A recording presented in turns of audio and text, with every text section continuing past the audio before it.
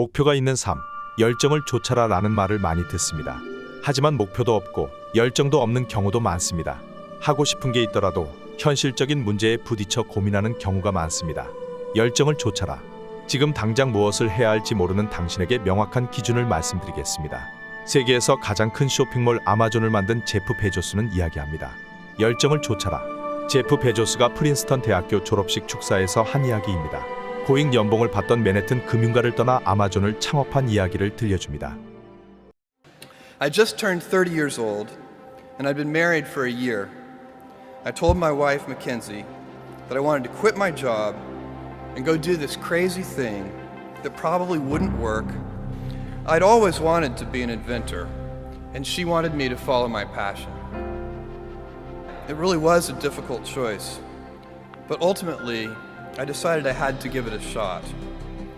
I didn't think I'd regret trying and failing, and I suspected I would always be haunted by a decision to not try at all.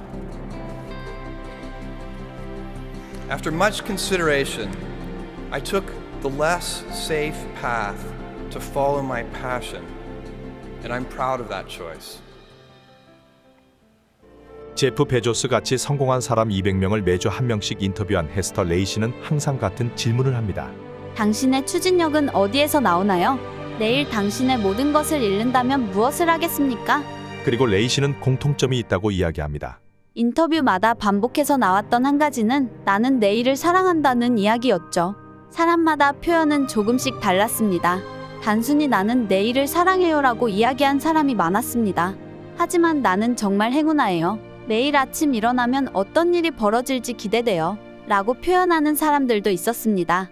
그 사람들은 해야만 하는 일이라서 혹은 수입이 좋아서 하는 일이 아닌 열정을 좇았을 뿐입니다. 하지만 정말 좋아하는 일을 찾는 지나치게 이상적인 꿈은 사실상 가난과 실망으로 가는 확실한 길이 될 수 있다는 말을 자주 듣습니다. 일단 돈부터 먼저 벌고 하고 싶은 일은 취미생활로 충분하다는 이야기도 듣습니다. 젊은이들에게 세상에 나가 자신이 좋아하는 일을 하라고 조언해주는 것이 그렇게 허황된 일일까?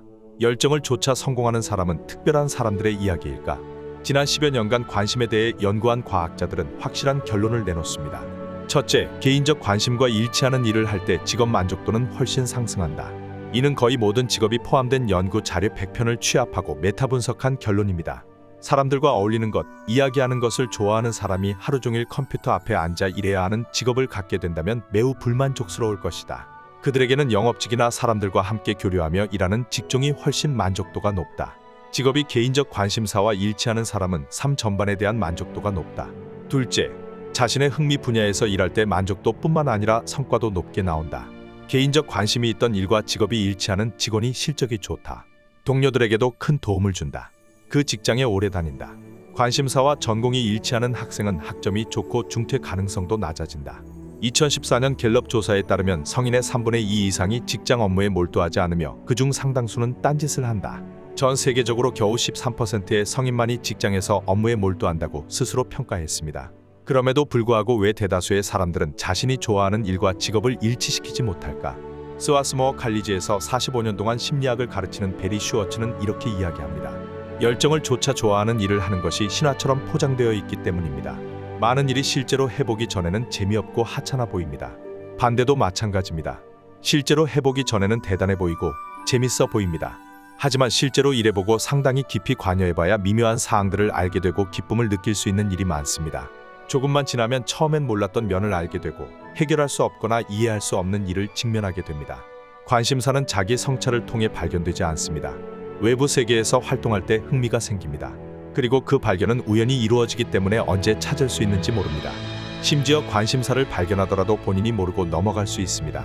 지루한 감정은 즉시 느끼지만 새로운 활동과 경험을 대할 때는 자신의 감정을 알아차리기 힘듭니다.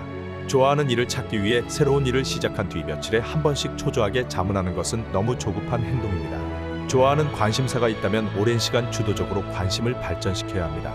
관심이 생긴 후에도 계속 그 일을 경험함으로써 거듭 흥미를 유발하는 것이 굉장히 중요합니다. 지속적으로 하다 보면 당신이 좋아하던 일이 실제론 그리 좋아하지 않은 일인 경우도 흔하기 때문입니다. 그리고 당신의 열정을 좇고 좋아하는 일을 하기 위해서는 주변 환경이 굉장히 중요합니다. 긍정적인 피드백은 당신에게 행복감, 자신감, 안정감을 줄 것이고 열정을 유지시켜주는 자극과 정보를 계속해서 제공해줍니다.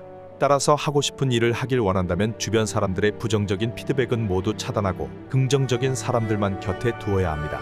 수영 왕제 펠프스도 처음 출전한 수영 시합에서 물에 뛰어드는 순간 자신이 올림픽에 출전하여 8관왕하리라 예견하지 않았습니다. 세계적인 셰프 고든 램지도 솔 메니에르를 한 입 베어 무는 순간 본인이 세계 최고의 셰프가 되는 것을 꿈꾸진 않았습니다. 열정이 계시처럼 단번에 찾아오지 않아 짜증날 수 있습니다. 누구나 운명적인 만남을 꿈꾸곤 합니다. 흔히 말하는 천직을 만나고 싶어 합니다. 하지만 현실적으로 초반의 관심은 사그라지기 쉽고 모호합니다. 당신이 좋아하는 일이 있어 고민된다면 최소 수개월 혹은 몇 년 동안 그 분야에 지속적인 관심을 주어 힘껏 기르고 다듬을 필요가 있습니다. 그럼 당신은 반드시 열정을 돋는 순간을 만날 것입니다.